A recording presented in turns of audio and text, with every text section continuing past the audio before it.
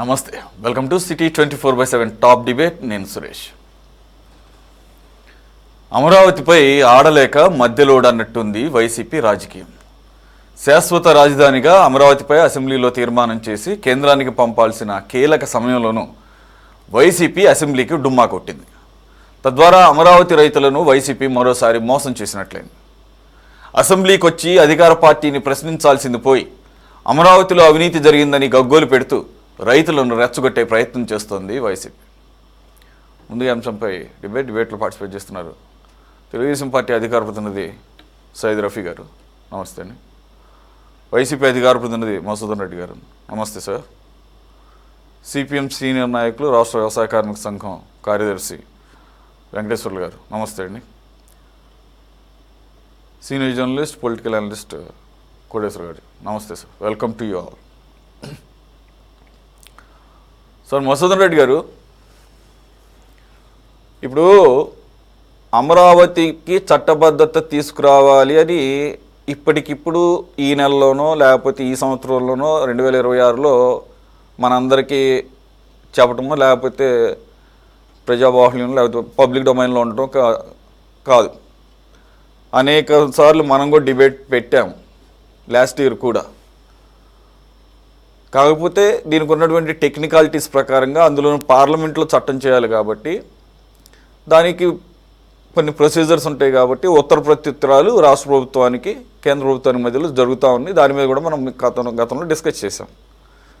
మరి ఇప్పుడు సడన్గా మీరు కానీ మీకు సంబంధించిన మీడియాలో రాష్ట్ర సమస్యల్ని అలాగే రాజధాని సమస్యల్ని పక్కదారి పట్టించడానికి డైవర్షన్ డ్రామా ఆడుతోంది సడన్గా తీసుకొచ్చి అన్నమాట, దానికి అర్థం ఉంటుందా? First point. సెకండ్ పాయింట్, గత 5 సంవత్సరాల పాలన 2014-19 మధ్య కాలంలో అలాగే ఇప్పుడు మళ్ళీ అధికారంలోకి వచ్చి 2 సంవత్సరాలు, మొత్తం ఇన్ని సంవత్సరాలు గుర్తురానటువంటి అమరావతికి చట్టబద్ధత ఇప్పుడు ఎందుకు గుర్తొచ్చింది?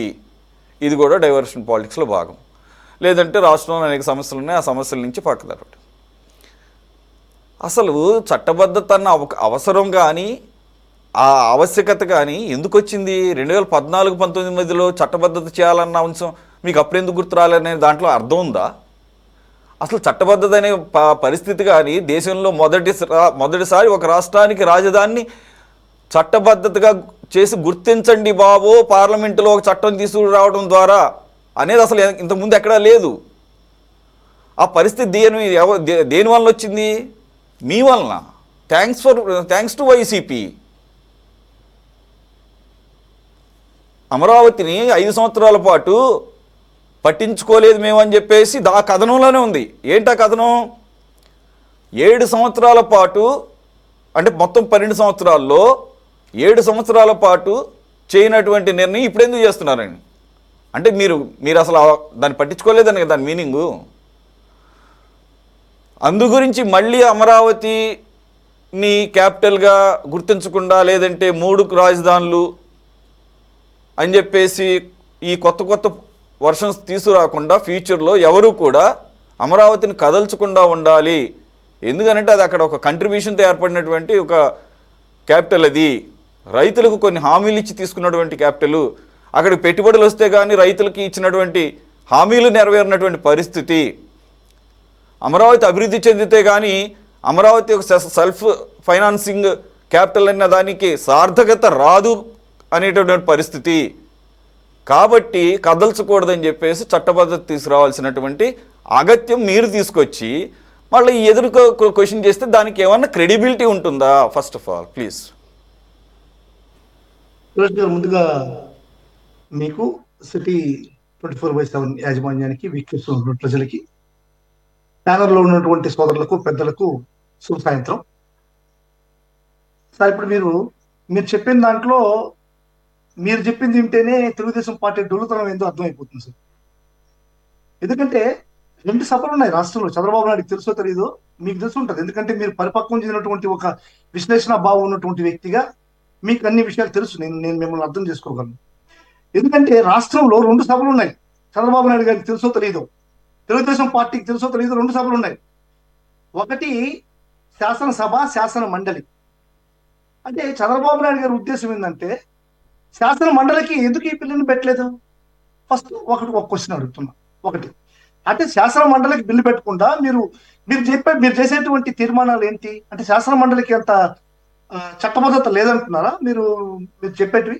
నిజంగా ఈ విషయాన్ని కేంద్రంలో ఉన్నటువంటి పెద్దలు కూడా మీరు మాట్లాడతారు సార్, మీకు టైం వస్తుంది, మీ టైం ఉంది, మీరు మాట్లాడేటువంటి అవకాశం మీకు ఇస్తారు. సరే అయితే ఎందుకంటే నేను కూడా మిమ్మల్ని ఆపను.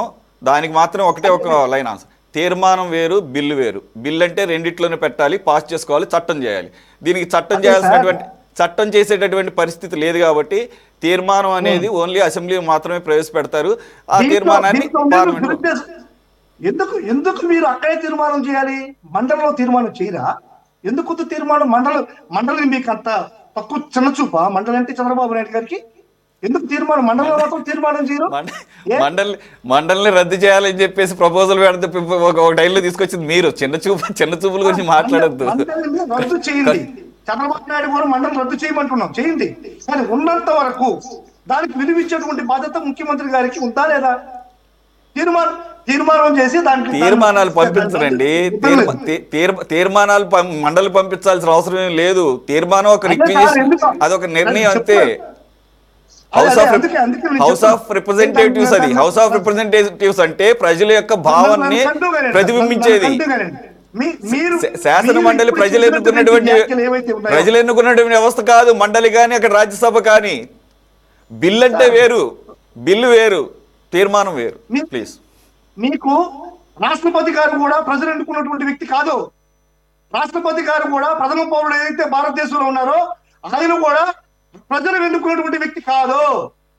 ఆయన ప్రథమ పౌరుడు. రాజ్యాంగంలో చాలా ఉన్నాయి మాట్లాడదలుచుకుంటే, ఇది రాజ్యాంగానికి సంబంధించిన విషయం కాదు. సరే ఓకే, కాదంటలేదు. కాసేపు బాగా ఒక్క నిమిషం ఓకే. మరి ఇది అసెంబ్లీలో పెట్టినప్పుడు అసెంబ్లీలో మీకు రిప్రజెంటేషన్ లేదా? జీరోనా? మీకు జీరోనా? మేము దీనికోసం కాదు కదా, మేము దేనికే పోవట్లేదు అసెంబ్లీకి. అమరావతి దీనికి పోవాలా? అసలు ఒక నిమిషం, అసలు దేనికైనా పోవాలి. ఒక్క నిమిషం ఉండండి. దేనికైనా పోవాలి, దీనికి ఖచ్చితంగా పోవాలి. దీనికి ఖచ్చితంగా పోయి ఒక్క నిమిషం ఆగండి సార్, ఒక్క నిమిషం. ఇది special session, one day session. ఒక్క నిమిషం ఆగండి, ఒక నిమిషం. మీకు బాధ్యత అంటే మీరు అమరావతికి వ్యతిరేకమా? నేను మాట్లాడేది వింటే పూర్తిగా మేము అమరావతికి వ్యతిరేకం కాదని తెలుస్తుంది. నేను మాట్లాడేది 10 నిమిషాల పాటు నన్ను ఫ్రీగా మాట్లాడిస్తే వైఎస్ఆర్ కాంగ్రెస్ పార్టీ అమరావతి పట్టుకున్నటువంటి చిత్తశుద్ధి ఏందో అర్థం అవుతుంది. మీకు అర్థం మాట్లాడదు ప్లీజ్. మీరు దయచేసి అటువంటి బూతులు మాట్లాడొద్దు ప్లీజ్. అమరావతి మీద చిత్తశుద్ధి వద్దు సార్. అదే సార్, మీరు ఎవరు నవ్వుతారు? పూర్తిగా ఇంటేనే సార్, పూర్తిగా ఇంటేనే అన్నవులైపోతేనే ఆట యొక్క మకరంతం తెలుస్తుంది. అన్నవులు ఎప్పుడు పోవాలి, అర్థమైందా? రఫీ గారు ఒక నిమిషం మీతో సమాధానం లేదు ఆగండి సార్, ఆగండి. మీరు డిక్టేట్ చేసినట్టుగా ఒక నిమిషం ఆగండి. మాకు ఒక ఐడియా ఉంటుంది, ఆగండి. మీరు చెప్పేది వినండి. అక్కడ మాట్లాడిన దానికి మీ ద్వారా దానికి చెప్పించడం కోసం మిమ్మల్ని ఆపా నేను సబ్జెక్ట్ బట్టి. ఆయనకు సమాధానం చెప్పండి. అమరావతి పట్ల నేను మాట్లాడేదానికి ఆయన సమాధానం చెప్పండి. అప్పుడు ఆయన చిత్తశుద్ధి, చంద్రబాబు నాయుడు గారి యొక్క చిత్తశుద్ధి ఎందుకు తెలుస్తుంది. నన్ను మాట్లాడండి ప్లీజ్. అమరావతి అనేటువంటిది 50,000 ఎకరాలతో దీన్ని ప్రపంచ రాజధానిగా, ప్రపంచ స్థాయి రాజధానిగా చేయొచ్చు అనేటువంటి మాటలు చంద్రబాబు నాయుడు గారు పెట్టాడు. అమరావతిలో జరిగినటువంటి అక్రమాలు, అన్యాయాలు ఇక్కడ యావత్ ప్రపంచంలో ఎక్కడ జరిగినటువంటి పరిస్థితి. అమరావతిలో రైతులు ఏ విధంగా మభ్య పెడుతున్నారో రామారావు ప్రత్యక్ష సాక్ష్యం. సాక్షాత్తు మంత్రి నారాయణ సమక్షంలో, అక్కడ ఉన్నటువంటి ఎమ్మెల్యే సమక్షంలో రామారావు అనేటువంటి రైతు ఏ విధంగా గుండె పగిలి చచ్చిపోయాడో మీరందరూ కూడా ఎందుకు ఆయన గుండె పగిలిందో ఒకసారి మీరు ఎందుకు సమాధానం చెప్పండి. ఉండండి సార్, మాట్లాడండి సార్ ప్లీజ్. రన్నింగ్ కామెంటరీ ఇవ్వద్దు. నేను మాట్లాడినటువంటి రాసుకోండి, వాటికి సమాధానం చెప్పండి. మీరు చెత్త చూస్తుంటే మీకు మాకు సమాధానం చెప్పండి. అమరావతి పైన ఒకటి ఇది ఒక అంశం. రామారావు ఎందుకు గుండె పగిలి చచ్చిపోయాడో మీరు సమాధానం చెప్పండి. ఒకటి. రెండో విషయానికి వస్తే, చంద్రబాబు నాయుడు గారు ఈ రాష్ట్రానికి ఏ విధమైనటువంటి హామీలు ఇచ్చి మోసం చేశాడో, ఏదో super 6, super 7, super 7, super 8, super 10 అంటూ అదే తరహాలో అమరావతి రైతులకు కూడా కొన్ని హామీలు ఇవ్వడం జరిగింది. ఆ హామీలతో నేను లిస్ట్ తెలుగుదేశం వారు మీరు పెట్టిన ఎజెండా ఏంటి, ఆయన మాట్లాడుతుంది ఏంటి, అని చెప్పి చెప్తారు. ఓకే, అయిపోయిందా? అమరావతికి వ్యతిరేకం అయిపోయింది. మీకు మాట్లాడుకోండి. జెండా ఏంది? అమరావతి గురించే కదా మాట్లాడుతున్నాం. నన్ను మాట్లాడండి. నా జెండా ఏంది? ఒక్క నిమిషం మసూదన్ రెడ్డి గారు, హోల్డ్ ఆన్. ఒక నిమిషం రెలవెంట్ గా మాట్లాడాలి. మీరు రెలవెంట్ గా మాట్లాడలేదు, అది క్లారిటీ. రెండోది ఒక నిమిషం.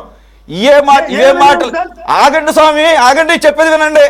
మసూదన్ రెడ్డి గారు, మీరు ఏదైతే ఇవే మాట్లాడుతున్నారో అసెంబ్లీకి వచ్చి మీ ఎమ్మెల్యేలు మాట్లాడాల్సిన అవసరం ఉంది కదా, అద్భుతమైన ఛాన్స్ ఉంది కదా. మీరు అమరావతిలో దోచుకుంటున్నారు, మీరు అమరావతిలో ఈ రకంగా రైతులకి హామీలు ఇచ్చి అన్యాయం చేశారని మీరు మాట్లాడే మాటలు on the floor of the assembly ఎందుకు మాట్లాడలేదు? ఎందుకు డుమ్మా కొట్టారు? మీకున్న బాధ్యత కూడా లేదా? మీరు మాట్లాడితే